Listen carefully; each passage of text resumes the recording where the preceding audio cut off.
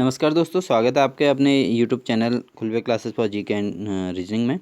दोस्तों, आज मैं बहुत ही महत्वपूर्ण टॉपिक लेके आया हूँ आपके लिए, जिसमें हम ग्रीष्मकालीन राजधानी गैरसैंण के बारे में और उत्तराखंड की मेट्रो रेल योजना के बारे में, आत्मनिर्भर भारत योजना और सबसे लंबी सड़क सुरंग और अन्य विभिन्न प्रकार के जो जानकारियाँ हैं उत्तराखंड से रिलेटेड, उन पर चर्चा करेंगे।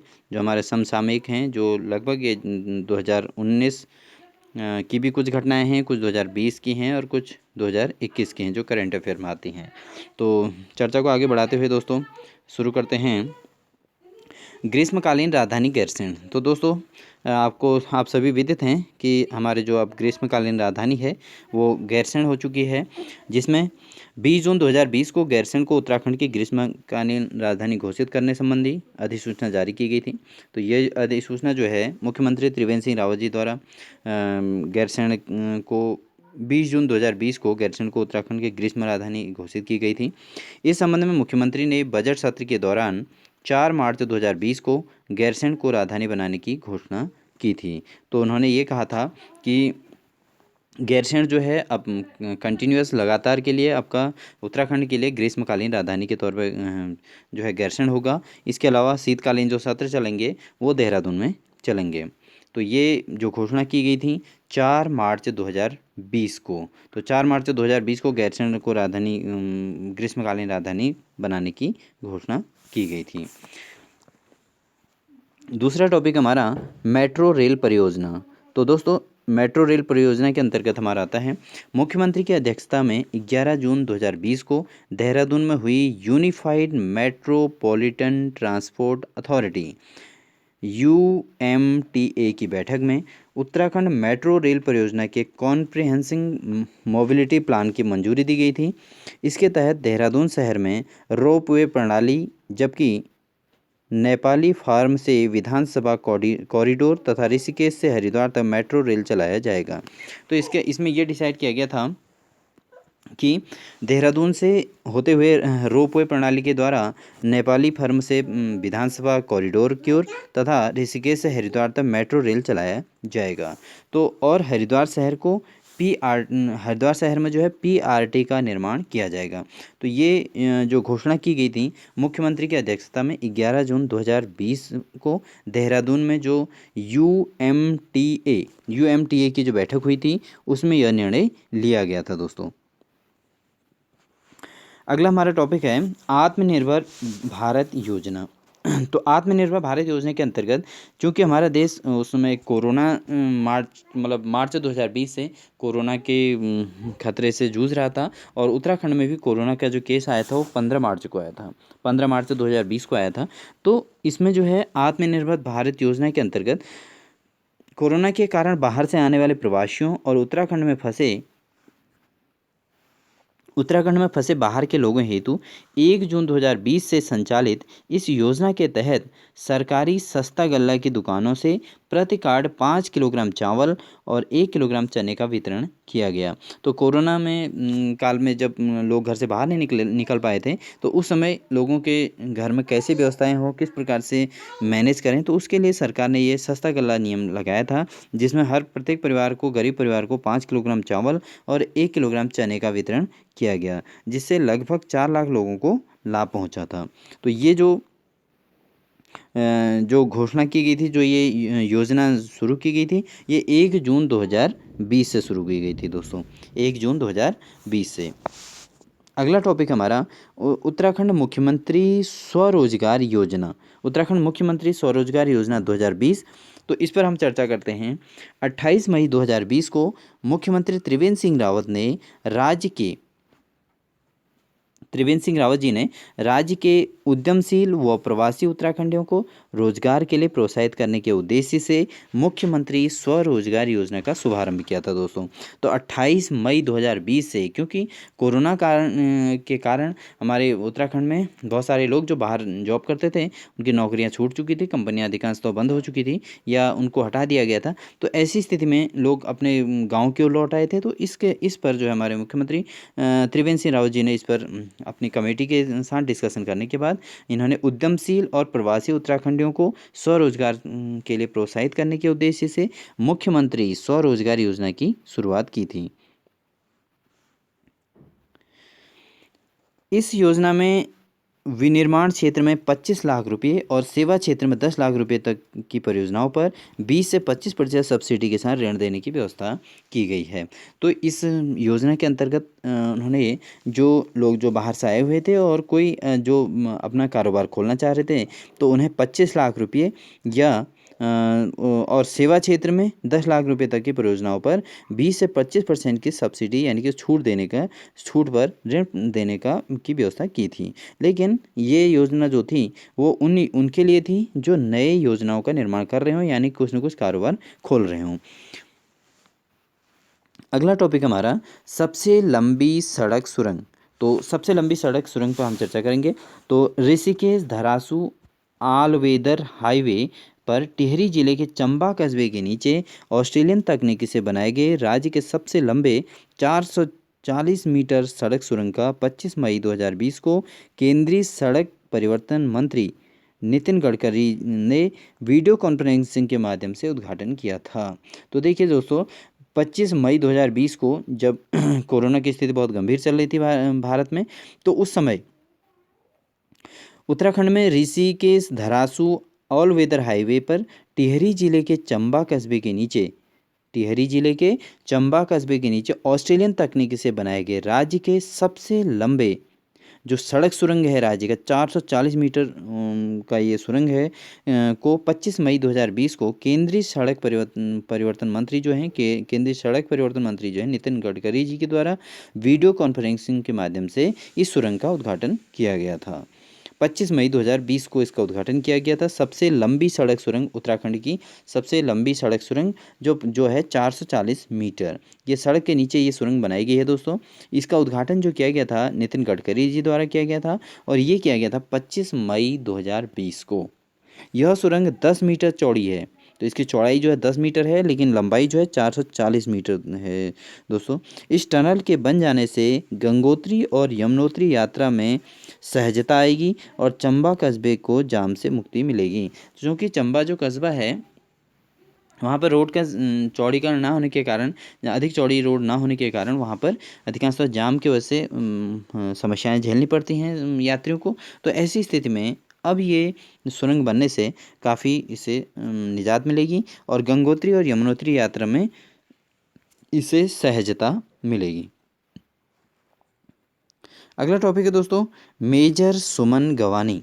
तो सूडान में संयुक्त राष्ट्र मिशन के साथ काम करने वाली भारतीय सेना के अधिकारी मेजर सुमन गवानी को मई 2020 में यूएन सैन्य gender advocate of year award 2019 के लिए चुना गया है।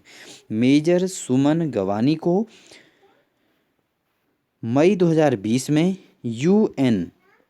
यूनाइटेड नेशन सैन्य gender advocate of the year award 2019 के लिए चुना गया है।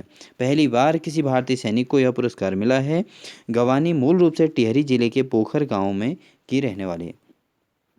तो दोस्तों उत्तराखंड के लिए बहुत ही खुशी की बात है कि हमारे जो हैं जो भारतीय सैनिक मेजर सुमन गवानी को यूनाइटेड नेशन के द्वारा सैन्य gender advocate of the year award 2019 के लिए चुना गया है। यह अवार्ड इन्हें जो है मई 2020 में इनको इसके लिए चुना गया था और ये अवार्ड जो है 2019 का है दोस्तों। यूनाइटेड नेशन सैन्य gender advocate of the year award जो है वो 2019 का है और इसको यूनाइटेड नेशन के द्वारा दिया जाता है। तो ये बहुत खुशी की बात है कि हमारे टिहरी जिले के पोखर गांव के रहने वाली हैं मेजर सुमन गवानी, जिन्हें यह पुरस्कार मिला है। ये भारतीय सैनिक हैं।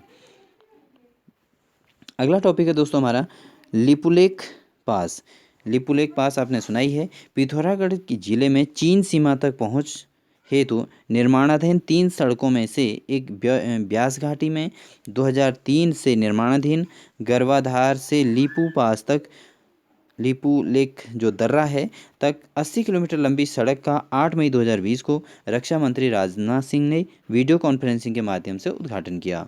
तो लिपू लेक पास पर जो सड़क बनना था निर्माणाधीन गर्वाधार में लिपू पास पर 80 किलोमीटर लंबी सड़क के 8 मई 8 मई 2020 को रक्षा मंत्री राजनाथ सिंह के द्वारा वीडियो कॉन्फ्रेंसिंग के माध्यम से इसका उद्घाटन किया गया था। कोरोना काल की वजह से सारे जो कार्य हुए 2020 में अधिकांशतः वीडियो कॉन्फ्रेंसिंग से ही हुए थे। कुछ ही लोग उन स्थानों पर पहुंच पाए थे जिन स्थानों पर ये घटनाएं हो रही थी। इस सड़क के बन जाने से जहां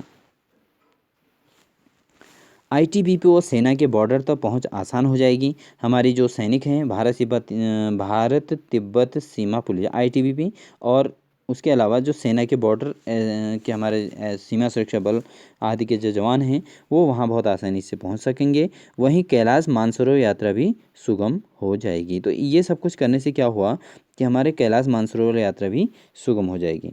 पिथौरागढ़ में दूसरी बॉर्डर सड़क दारमा घाटी में सोबला सेला तिदांग जो 40 किलोमीटर की यह सड़क भी तैयार हो चुकी है। यह सड़क भी शीघ्र ही चालू हो जाएगी। तो दोस्तों इसमें जो मेन पॉइंट है हमारा मेजर सुवन गवानी का जो पॉइंट आया था वो बहुत ही इंपॉर्टेंट है दोस्तों एग्जाम के लिए। समूह ग से रिलेटेड कोई भी एग्जाम किसी भी एग्जाम के लिए आप जनरल नॉलेज में इसको तैयार कीजिएगा। यूनाइटेड नेशन सैन्य gender advocate of the year award 2019 के लिए मेजर सुमन गवानी को चुना गया। यह घोषणा जो है यह अवार्ड जो है 2019 का है और ये मई 2020 में यह दिया जाएगा। अगला टॉपिक हमारा बिच्छू बूटी से बनेगा कपड़ा। देखिए ये टॉपिक जो है बहुत महत्वपूर्ण है। 2 जून 2020 को जारी एक सूचना के अनुसार आईआईटी मंडी हिमाचल प्रदेश की देखरेख व सहयोग से स्टार्टअप के तहत उत्तराखंड के Dev Ethical Sustainable Crafts and Textiles ने बिच्छू एवं अन्य घासों से बने धागे को कॉटन के साथ मिश्रित कर कपड़ा बनाने में सफलता पाई है। तो देखो ये जो जो संस्था है जिसके द्वारा ये प्रयोग किए गए हैं वो Dev Ethical Sustainable Crafts and Textile ने ये जो संस्था है इसके द्वारा जो कंपनी है इसके द्वारा बिच्छू घास को जो है कॉटन के साथ मिश्रित करके कपड़ा बनाने में सफलता पाई है। अगला टॉपिक हमारा कॉर्बेट नेशनल पार्क में क्वारंटाइन सेंटर। तो देखिए ये जानवरों को कोरोना से बचाने के लिए देखिए ये प्रयोग जो किया गया जानवरों के लिए किया गया है। जानवरों को कोरोना से बचाने के लिए अप्रैल 2020 में कॉर्बेट नेशनल पार्क में 10 क्वारंटाइन सेंटर बनाए गए थे। ऐसा करने वाला कॉर्बेट नेशनल पार्क प्रथम प्राणी उद्यान है। तो ये क्वेश्चन आ सकता है जिसने क्वारंटाइन से लोगों को क्वारंटाइन करने के लिए क्वारंटाइन सेंटर के रूप में किस पार्क को बनाया गया था। तो ये है प्रथम प्राणी उद्यान जिसको कॉर्बेट नेशनल पार्क जो है क्वारंटाइन सेंटर बनाया गया था। ये पहला ऐसा क्वारंटाइन सेंटर है जो एक नेशनल पार्क है और जो प्राणी उद्यान है। तो दोस्तों बहुत ही महत्वपूर्ण ये क्वेश्चन इसको अप्रैल 2020 में इसको बनाया गया था क्वारंटाइन सेंटर। अगला टॉपिक हमारा महिम वर्मा CAU के सचिव बने। तो देखिए इस टॉपिक को हम चर्चा करते हैं। 23 अक्टूबर 2019 को BCI की उपाध्यक्ष बनाए गए महिम वर्मा ने 13 अप्रैल 2020 को अपने पद से इस्तीफा दे दिया है। तो महिम वर्मा जो है उन्होंने BCI के उपाध्यक्ष पद से इस्तीफा दिया। ऐसा उन्होंने 8 मार्च 2020 को क्रिकेट एसोसिएशन ऑफ उत्तराखंड या CAU का सचिव चुने जाने के कारण किया था। तो ऐसा इसलिए किया क्योंकि वो पहले से ही BCI की उपाध्यक्ष थी महिम वर्मा, लेकिन 8 मार्च 2020 को उत्तराखंड क्रिकेट एसोसिएशन की सचिव चुने जाने के कारण उन्होंने अपने पुराने पद से इस्तीफा दिया। तो 8 मार्च 2020 को महिम वर्मा को उत्तराखंड जो क्रिकेट एसोसिएशन ऑफ उत्तराखंड है CAU का सचिव महिम वर्मा को चुना गया। अगला टॉपिक हमारा सवेरा फाउंडेशन ऑफ आर्ट्स संग्रहालय। तो सवेरा फाउंडेशन ऑफ आर्ट्स संग्रहालय क्या है? 20 मार्च 2020 को मुख्यमंत्री त्रिवेंद्र सिंह रावत ने नरेंद्र नगर टिहरी में सवेरा फाउंडेशन ऑफ आर्ट्स संग्रहालय का उद्घाटन किया था। इस संग्रहालय में 18वीं 19वीं शताब्दियों के चुनिंदा कलाकृतियों का संग्रह है। तो सवेरा फाउंडेशन ऑफ आर्ट्स संग्रहालय जो इसका उद्घाटन किया गया था दोस्तों वो किया गया है उत्तराखंड के टिहरी जिले के नरेंद्र नगर में सवेरा फाउंडेशन ऑफ आर्ट्स संग्रहालय का उद्घाटन किया गया। इस संग्रहालय में 18वीं 19वीं शताब्दियों के चुनिंदा कलाकृतियों का संग्रह है। तो ये बहुत अच्छी बात है, जिसमें 18वीं शताब्दी, 19वीं शताब्दी और दोस्तों अभी 21वीं शताब्दी है। तो देखिए हमें इतने पुराने समय के संग्रह यहाँ मिल सकते हैं। जिस फाउंडेशन का नाम है सवेरा फाउंडेशन ऑफ आर्ट्स संग्रहालय। यह उत्तराखंड के टिहरी जिले के नरेंद्र नगर में यह संग्रहालय 20 मार्च 2020 को मुख्यमंत्री त्रिवेंद्र सिंह रावत जी द्वारा इसका उद्घाटन किया गया है। अगला टॉपिक है दोस्तों, उत्तराखंड में पहला कोरोना केस। तो उत्तराखंड में पहला कोरोना केस कब आया था, इस पर हम चर्चा करेंगे।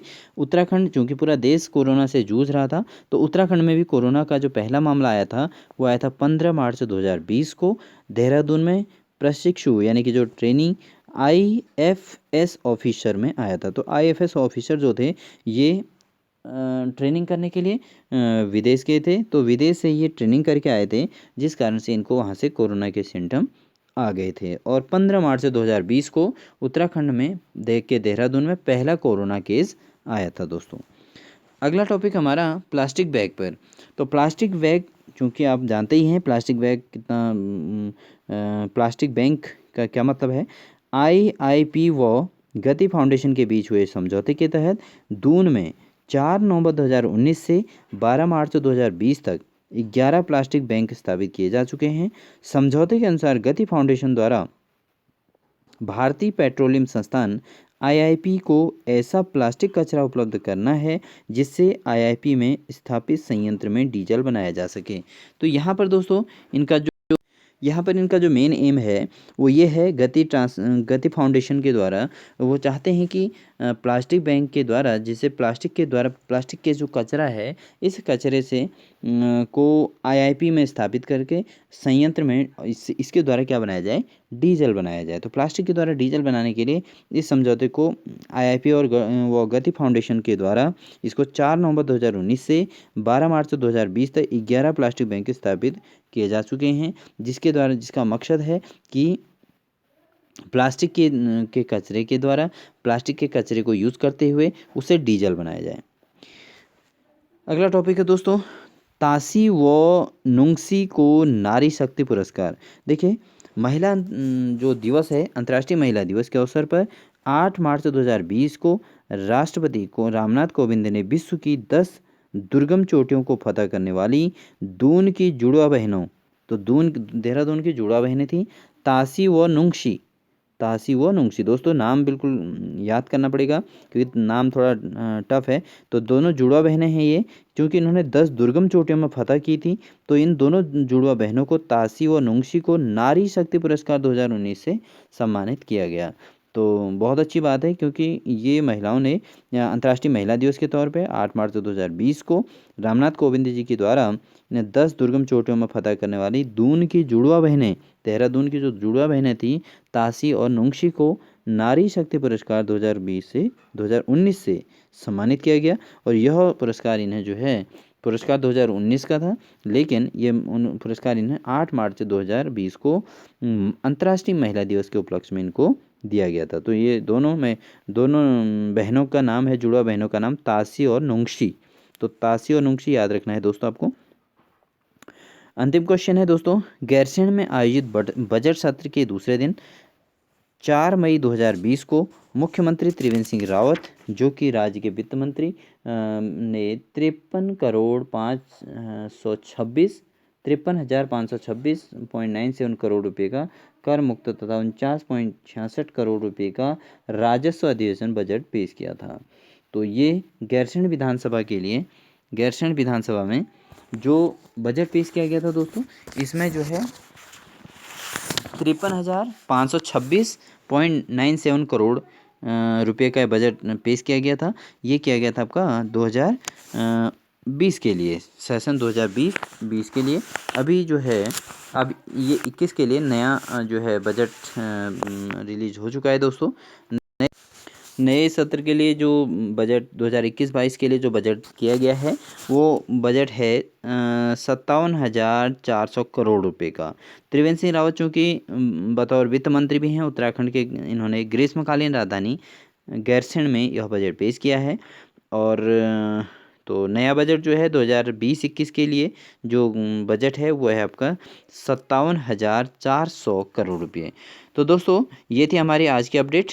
तो आप जो है अगर आपको ये टीचिंग प्लान अच्छा लगा और आपको ये वीडियो अच्छी लगी तो प्लीज़ इसको लाइक एंड सब्सक्राइब कीजिएगा और ऑल बटन पर क्लिक कर लीजिएगा, क्योंकि इसी प्रकार से आपको अधिक से अधिक जानकारियाँ इस चैनल से मिलती रहेंगी।